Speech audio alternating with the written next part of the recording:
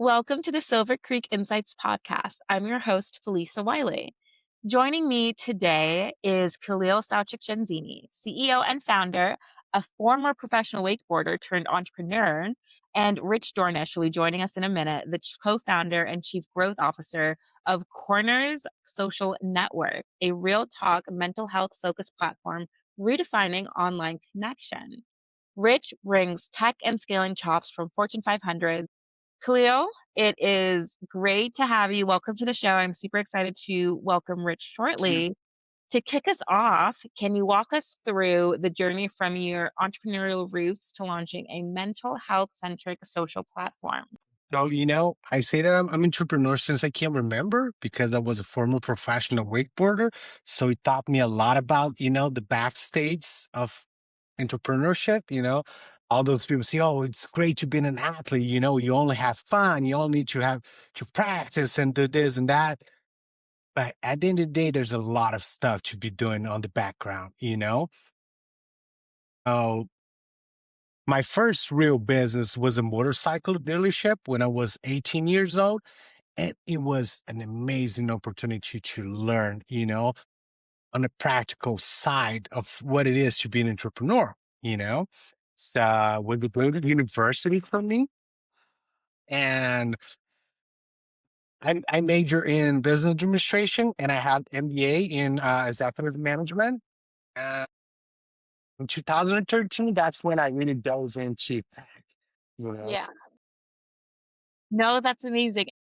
Walk us through Corner Social Network because it has features like Nooks, Loops, Sparks, Spotlights. Like, walk us through how you came up with these features, how you started your work with Rich, and what all got you through that. Awesome. So my background, I worked with influencer marketing for the past 10 years. So I was able to live and learn a lot about social network, like the backstage of it, how it works from the micro influencers to the celebrities, talking about like 20 million followers, 30 million followers kind of ecosystem. And Mhm. from the other side as well, working with enterprise, talking about companies with 60,000 employees, all over the nation. So at the end of the day, I was like, it's all about community. Mhm. And it's nothing wrong with the platforms that we have right now. But at the end of the day, I was like, these are like advertisement platforms, which is great because they are being able to do a lot of good things for small business, big business, enterprise creators, and so on and so on, you know? So one day after COVID, I was like, you know what is the future holds? What is the next big thing regarding social network? Content, it's amazing, but what is the next big thing? Mhm. And that's when we started developing corners, and finding new ways to connect people. And we believe nothing will deliver as much as this, like, hey, I'm here in Brazil, you're in Philly, and we're talking. That's what technology can do for us right now. We can connect in real time with people from all over the world. And that's what we're bringing to corners, real interactions. No, I love that, and honestly, connection is so beautiful, especially when it's over a digital means. The tech industry has done so much to basically squash those, like, country to country, state to state borders, and allow people from all over the world to connect on so many different levels. And what's crazy is like on, yeah, I agree. Like Instagram, I don't even know what other social media sites are like out there any day. I'm on social media, but I try really hard to stay out of the loop because it's such a distraction. But one thing I do like is knowing that, hey, if there is someone out there who has the same interest as me, I can easily find them through a hashtag. And here we have Rich. Rich, welcome. We've been waiting for you. How are you doing today?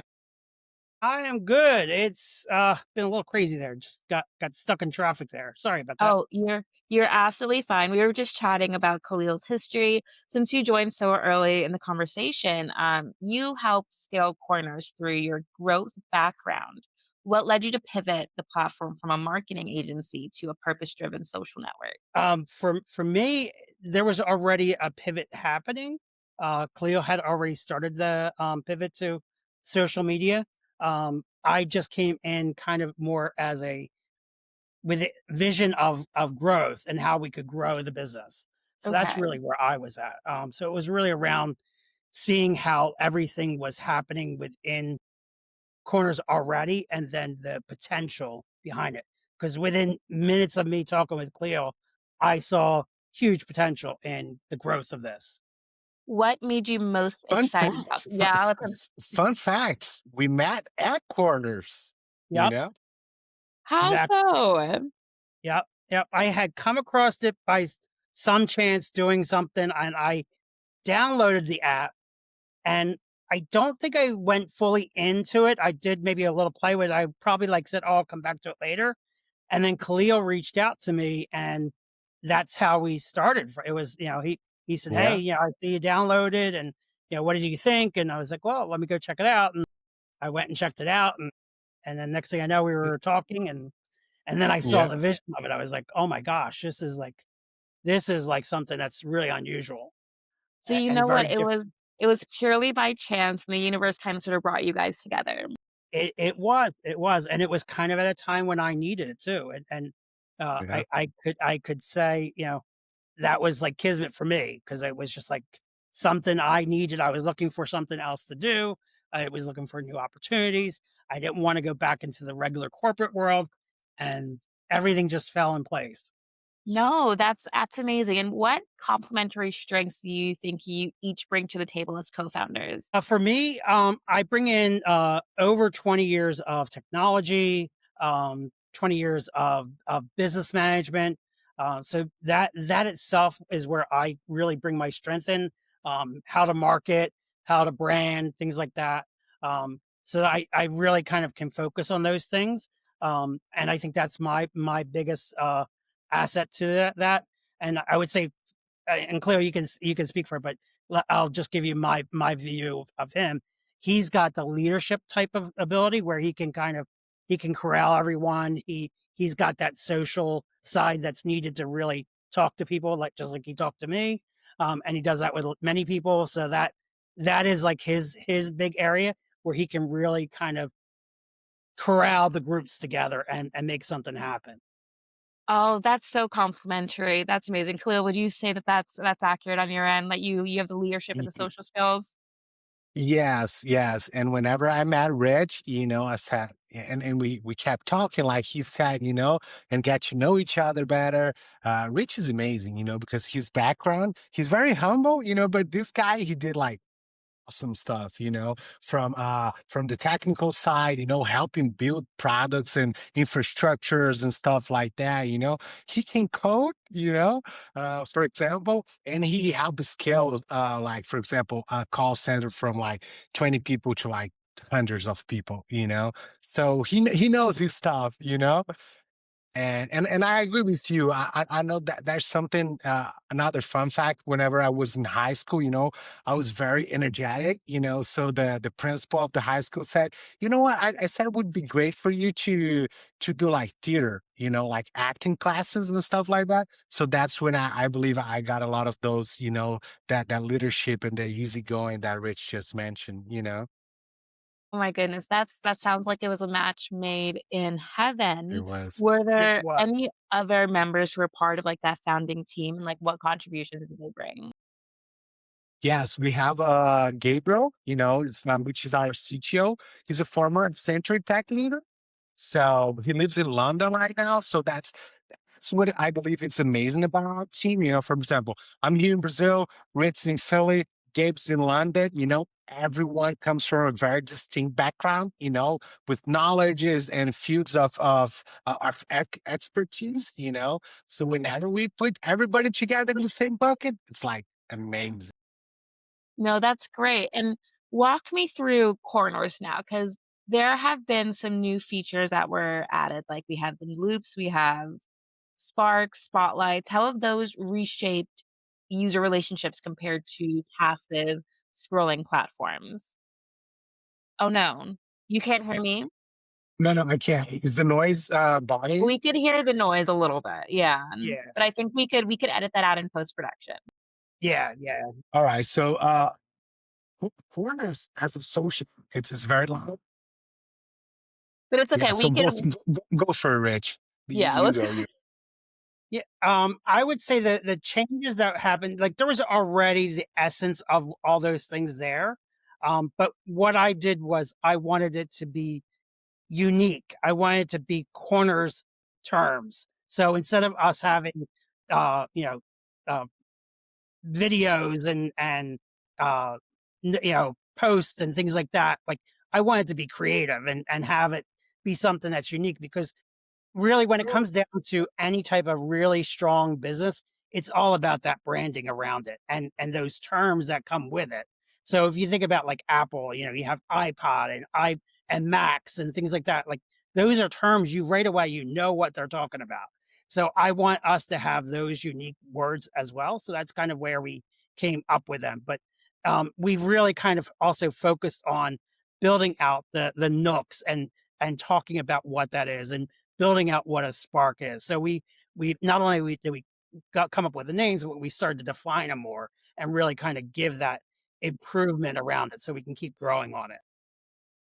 and And another fun fact, everything started out doing like the playbook of, let's say, community management, so we just started reaching out to people from all over the world, like interviewing them and asking like, hey, what do you like about this? What do you dislike? What is this? What is that? And people said, like we talked about earlier in the podcast, when like people are tired of like, it's great, but people also want you to belong. They want you to talk about philosophy. They want you to talk about entrepreneurship, bunch of topics, for example. yeah. So everything started with those people, that we interview. We would call them, on like a video call meeting on other platforms and say, hey, you know what? Let's meet tomorrow at 7 p.m. Eastern time to talk about this.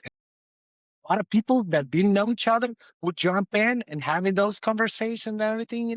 And regarding those feedbacks, that's when, the product started to take shape. So we are very user product centric. Everything was based on user feedbacks and iterations and stuff like that. And I say, we play around with this, that we kind of stumble of kind of creating a new kind of social network, because at the end of the day, we were like getting feedbacks and doing stuff that we liked that we thought was cool as well. And whenever users would use and say, hey, you guys just kind of create a new kind of social network. And we're like, yeah, that's right. You So did. That's amazing, and it sounds like do you reach out to every single person who downloads the app? Pretty Yeah, much. every single one. That's actually pretty amazing, and I also think that shows that's where, like, your leadership comes into play. It's like, when you have a new product, it's so important to have a face of the brand, knowing that you're personally connecting with those users, like, one-on-one. So I think it's actually a very good strategy move, and I think that that strategy has actually played out very well, especially with Rich coming on board. Hmm. So that's pretty dang pretty dang cool. It takes a lot of energy. I don't know how you keep up with everyone. yeah, because you know what? At the end of the day, being an entrepreneur and doing anything in life, disruptive or not, it's like putting a blank puzzle together. Mhm. So the more data that you have, clear the picture it might happen. So that's what we do at Corners. We're data driven. We're looking to everything from user feedback, usage cases, crashes, bugs, and you name it. We're using data to transform that data into information so we can have better decision making. Now, as it should be, you're using the data that's given to you and you're actually using it in real time to inform. You're also in real time talking with community members so that you could actually implement suggestions and recommendations that they have in place. And you've done such a great job of keeping those communication doors open for that Yeah. kind of feedback. And that's incredibly powerful. And I would say, like, eventually that, he's not going to be able to keep up with that because it's going to get to be Mhm. too much. But in the beginning, when any business is starting out like this, having that communication, having that constant talking with everyone that you're working with, even if it's just to say, "Hey, did you see this? Do you like it?" Whatever, and that's exactly what he's doing. He's just checking in, Yeah. and by doing that, he's engaging that user, and they take an extra interest in what it is because they feel like now it's something they're a part of. Versus if you don't reach out and talk to these people, they go, "Oh, well, like even me, I downloaded it and I said, oh, I'll come back to it later." And it might have been a week or two before he reached out. But when he did, I was like, oh, okay. And I looked at my phone and there it was. The app was there. So I know I downloaded it.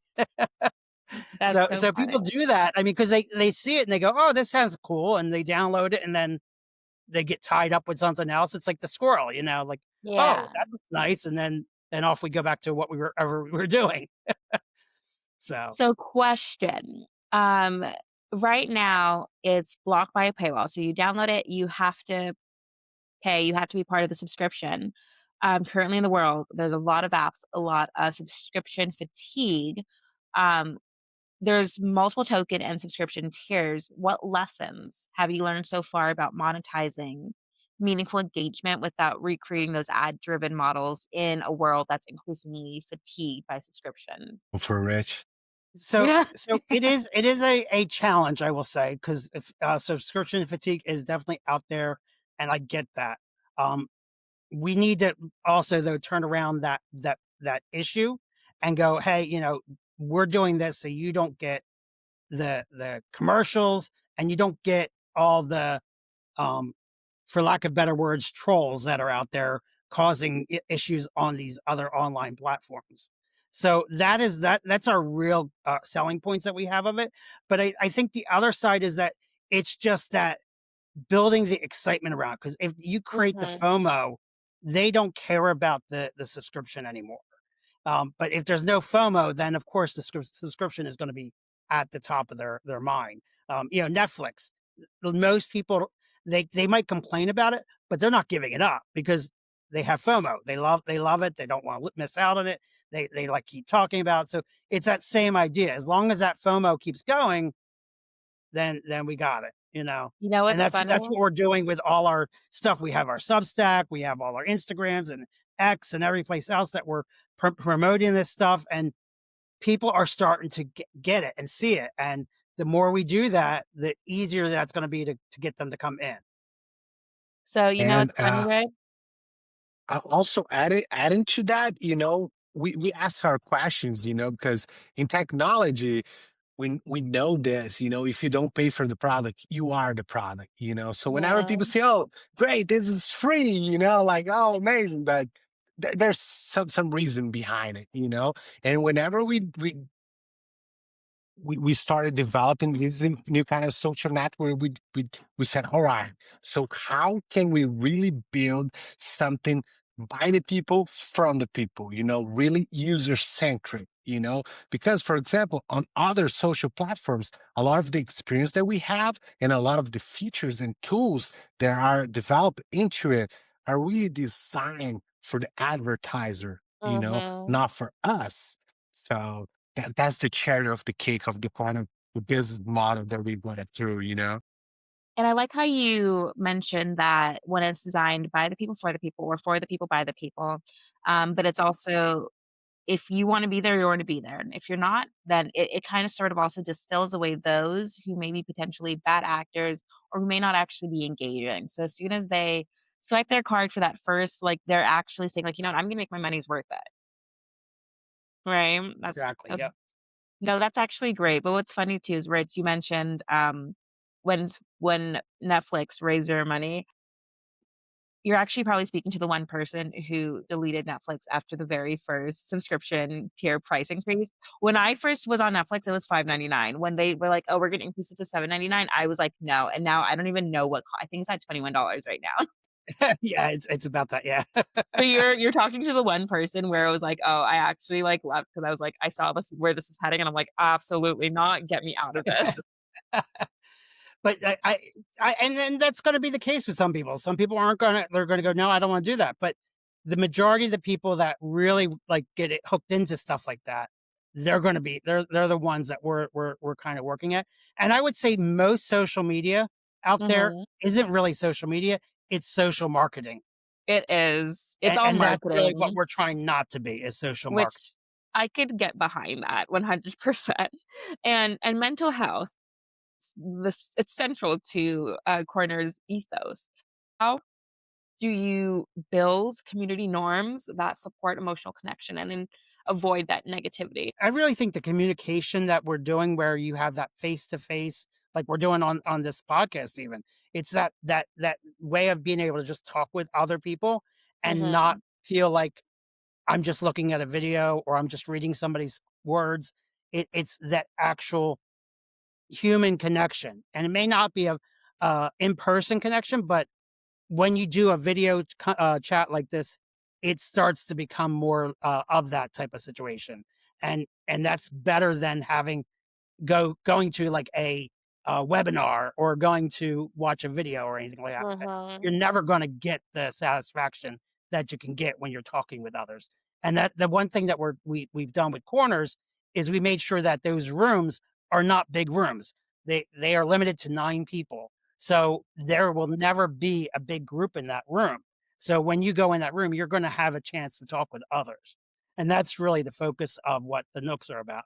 Now, eventually, we might do a webinar type situation there for people because there's going to be other things that we're going to want to do. But really, the big focus is all about that small little connection, like going to a coffee shop and sitting at a table with your Yeah. friends. That's really what it's about. It's about sitting at a table, having a good conversation. You have rooms with topics, so you have your wisdom areas, so you can talk about philosophy. We have a rainbow connection for LGBTQ technology. We got fashion. We have everything, and we're going to continue building up. We're even going to have city centric corners so that people can go in and talk about things that are going on in the city and meet with other people from the city for that matter.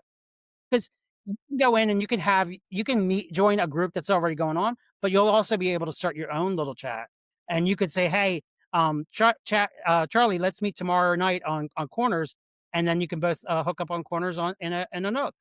So there's all these little things that'll be available to create that real connection, not a uh, I'm just gonna go into a room and talk, or I'm just gonna go in a room and listen. There's gonna be real connection happening, and that's where mental health is coming in because most of your apps out there really affect the mental health because you're seeing the negativity, you're seeing the small little videos, but you're not getting that feeling of comfort of being with somebody, of talking with someone. You're still alone in essence. And Yeah. loneliness, I think, is the biggest issue in most of the social media and in mental health itself. But loneliness is the biggest thing that's out there right now, and that causes many of the issues. So this is our way of combating that. So, in a way, compared to the majority of today's social media platforms, you guys are actually doing connection the way that connection should be done. Exactly. Yeah, Exactly. and I've when you I've started talk searched I've searched everywhere to see if there's anyone doing what we're doing. They might be doing pieces like X has like a little um chat area where they can talk to each other and all that, but it's kind of more random and it's a little bit more scheduled. And even some of the others, they're more schedule type things and they're Mhm. less abilities because they get too big. Like I've been on the X one and there's like 100 people in the room. So like when are you gonna talk? Like Yeah, makes no sense. Like this is like so it's meant for true conversation with other people. and I love that you mentioned expanding this to have, like, potential, like, meetups and groups in different cities. That Mhm. would be just bringing this connection to the next step. Imagine a Corners conference where we have, like where you guys have I say we, I guess I'm involved in the event planning of this now, but imagine yeah. Yeah. Imagine a Corners conference where you have, like, different, like, breakout rooms, maybe for philosophy, for literature, and people all over the world who were part of those original groups or those original, like, channels or the original hosts, maybe even, like, have if you have a certain amount of, like, tokens or, like, if you're on the leadership board, you could potentially now have the ability to host an actual panel at the conference, something Yeah, like that, right? See, yeah. Khalil, see what you're Well, thinking? even more And so, we could also create little social gatherings because a lot of Yeah, times, in a city, you're going to want to like hook up, so we can plan a night at the bar or something like that that people would want to do. And there's a night out in I town, see. with the Kornerz friends. yeah. You see, we're doing something really amazing. I've seen grown adults cry at corners. Oh, Like they joined the Nook, and they met those people, a very intimate conversation, very meaningful conversation, and like we said, that people we all are, we all feel a little bit lonely. And whenever those connections, that we don't see the time passing by happen, we feel so much joy inside of us. And those person just feel very grateful to be there, because we are from Hmm. all over the world, and we get together. And I was like, and this didn't happen just once, I saw like grown adults crying, like, hey, this really meant a lot to me. I needed this, it's very great to meet people outside of the bubble and this and that, like, that's amazing, that's our main North Star kind of thing, regarding I what we're love doing. that.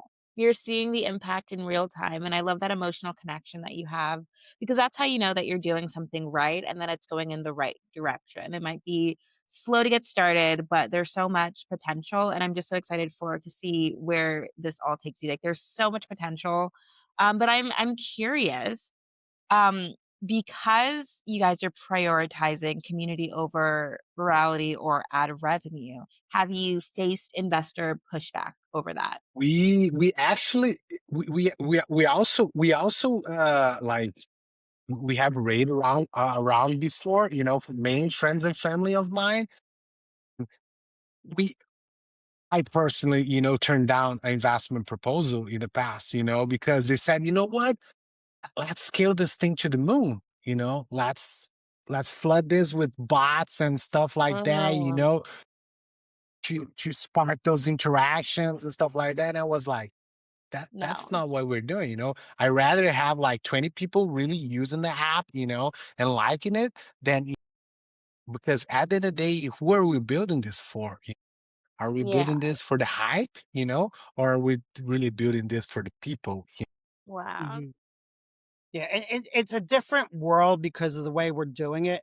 But we've also are and we haven't really done a heavy lately trying to get investor wise. We started out very heavily doing that in the beginning when Khalil and I first started. But as we started to really dig into everything, we started to realize we need to do X, Y, and Z first. So we pulled back and we started to make those changes. We got design work happening. We started getting other people involved with us that can help us grow the influence. So by doing those things, we're in a better spot so that when we are ready to do our next round for getting investors, we'll be already set and running. So we're running bootstrap right now is where we're at. Okay.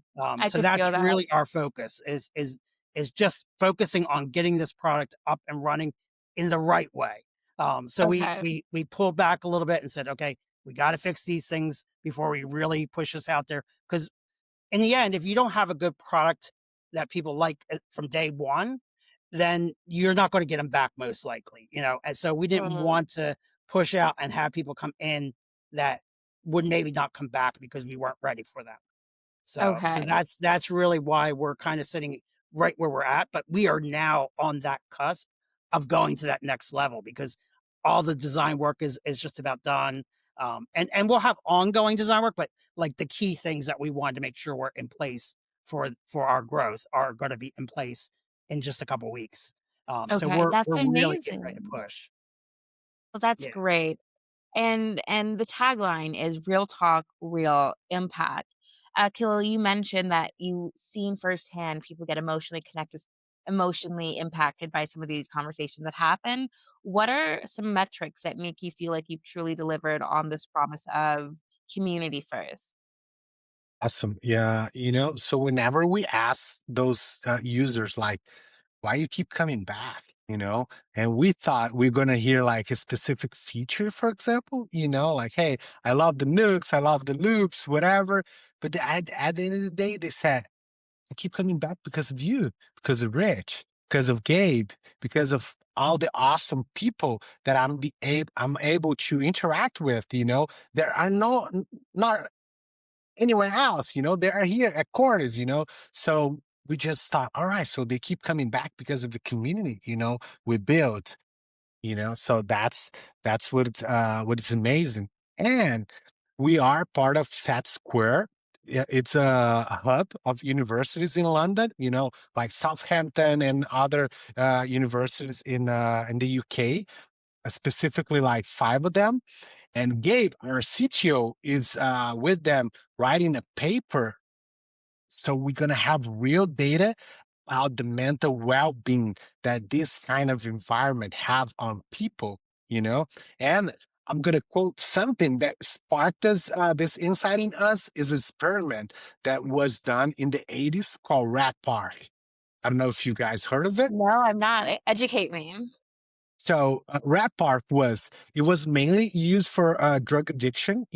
So these 2 psychologists and scientists, they said, all right, let's see the impact the environment have on addiction. So they had these rats inside like a cage, whatever, and they had 2 little water bottles, one with plain water and one with morphine, right? And those rats, they were in confinement, right? So they could choose from which bottle they would drink water from. And on this first environment, rats would drink the morphine water to death, you know? Interesting. And I get goosebumps whenever I remember this. And those guys, they said, obviously, I would drink the morphine waters as well. I'm confined. I have no fun. I have no social interactions. So obviously. So then they went to what was mind blowing. They designed what they call the rat park, you know? And they, instead of one rat, they would put like 20, 50 rats in like this amusement park for rats, with playgrounds and stuff to do, social interactions and everything. And again, Fee, they would place the same 2 bottles, one with plain Oh, water and one with morphine. And that's when their minds were blown because in that environment, the rats, they could choose again from which bottle they would drink to. And in that environment, they chose the plain water, because you they have know? that immunity. Because of the environment. See, I got goosebumps. That's Wow. how. So Gabe is writing a paper, so we can prove and have real data, to show the mental well-being that our users are doing. Some users. And this is the little recommendation for Gabe. If he could also talk about the detriment to some other social media platforms in that paper that's pushing for corners, that would be Yeah. great. I don't know if he's already doing that, but Gabe, where are you?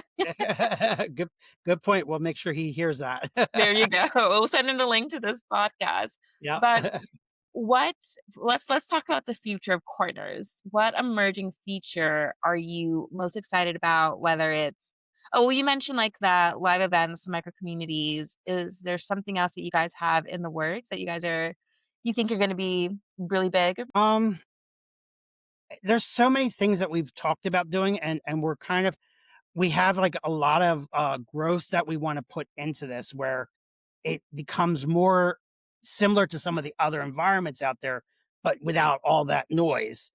So we're definitely going to be having, more video type abilities, so people can get in there and do their own connections and whatnot. We've talked about having like therapists and stuff like that be able to have their own space where they can set up times with people and stuff like that. So we're planning all these little things, but really what it comes back to, and this is why I hesitate on what we're really pushing out there, is because we want the community to drive it. So we want Okay. to hear what they want in it. So I don't want to like get, too far ahead, and then, the community goes, no, that we don't care about that piece. We want this. That's when we're going to focus on those things. So right now, our big thing is just having the environment very user friendly, and that's what we're working on, so that it's a little bit more intuitive. Because really, in the end, that's what makes everything the best. Is if you know exactly what to click and what to do, you're in good shape. So that's what we're trying to do right now. And then I would say the next thing will be having ability to create more nooks than what we currently have. Right now, you go into an area and there's one nook, but you can't really create a second nook. The goal is that we'll have ability to create as many nooks as needed. So if you want to go in and meet with someone one on one, you can do that, and then there could be 6 other nooks that are open up for groups and whatnot. So So as you And were sorry, go for Khalil, it. you wanna Go jump for it. in? Go. Yeah, No, I would add, we're 3 years into this, since the time that we decided, you know what, let's do this, from research and development, MVP, proof of concepts, and whatever. And since this day, we haven't like really spent a dime in like marketing and paid acquisition and stuff like that. All our growth into these days, like me reaching out to people, community driven user acquisition and stuff like that, they really focus on the product itself, mhm. giving a great foundation. Because we're seeing, platforms like Clubhouse, they raise like millions and millions of dollars. They did like the playbook. It's how they don't really have a great product. So that's what we have been doing. So as you both were talking, and as I was doing my own research into Corners, are you both familiar with decentralized autonomous organizations? Yeah, so I know that it incorporates features like tokens, subscriptions, non-ad driven engagement. It hints at not at Web3 elements, and it seems like the tokens are more likely are an incentive and reward system as opposed to like governance. With Corners using tokens to promote engagement, have you considered evolving to a DAO model for community governance? If It seems like you guys are because you're if taking the feedback. I'm gonna send you a print screen for your reference. The first speech deck that we did, to show our investors, our stakeholders, the plan. We didn't have anything at the time. And the pitch deck was all around DAOs.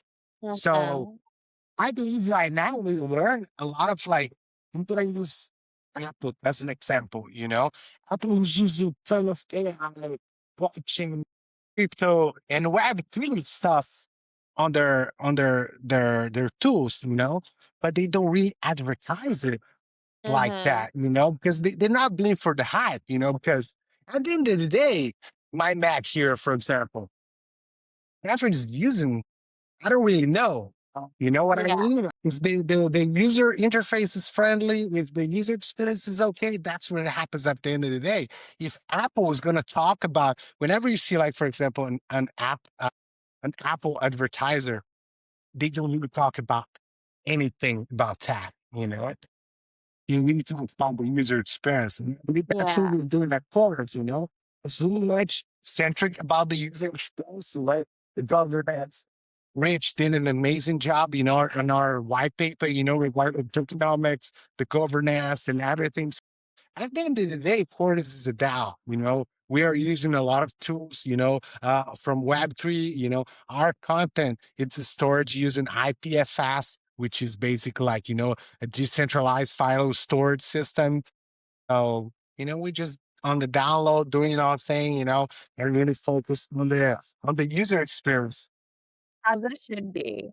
And for our final question, for listeners interested in starting a values first tech company, what radical lessons have you learned from building corners that you'd share? I would say for me, and Cleo probably has a different view, but for me, I think it's really um, having a good foundation. I think that's the key thing to anything. You need to lay out your foundation of what you want and where you're going to go. It doesn't mean you have to have everything in place, but you have to start laying that foundation because you want to build up from it. If you just go right to the top and say, okay, this is what we're doing, well, you have nothing to hold it up. So you need to start from the ground up and build it up right. And that I think we learned, because we started real quick when I came on. We started really pushing, and we were going to go live really quickly and all this stuff. And as I looked at things more and all that, I realized we need to like step back a little bit and fix a couple things Yeah, to get to that right level. And not that we didn't have a good product, it was just that there were things that needed to be done to make it for the mass public ready. Like it was ready okay, for majority of the people, but like we want the non-tech savvy to be able to come in and know exactly what to do. And for that's sure. kind of where we were at. So it was just like, let's take a step back, let's go through some things, and then we started working through all those details. And that's where we're at now, is getting ready to take that next big step.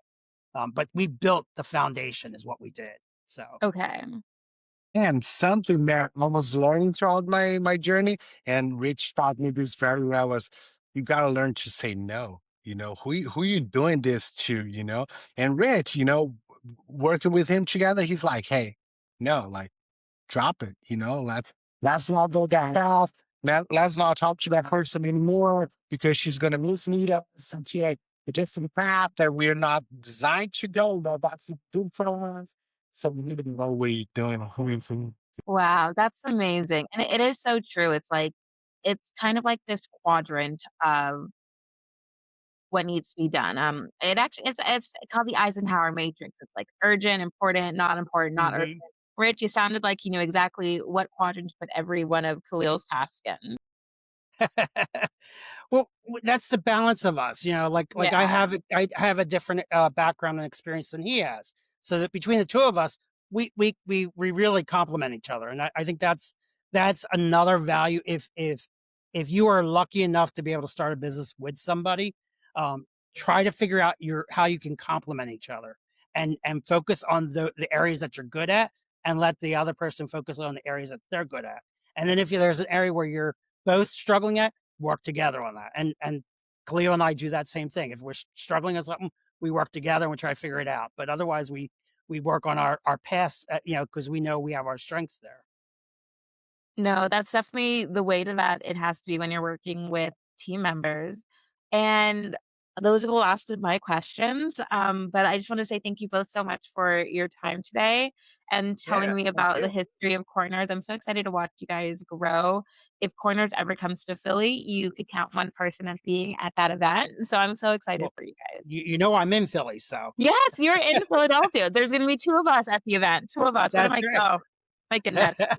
We do need to get coffee What sometime. I one of the promise. first events will probably be in Philly, because I'll say, okay, let's plan a place to go and meet everyone. That would be great. Khalil, you're gonna have to get on a flight. Are you cool with that? Yeah. God. Well, thank you both so much for your time today, and we'll talk soon. All right. Thank you so much. I appreciate your time today. Of course.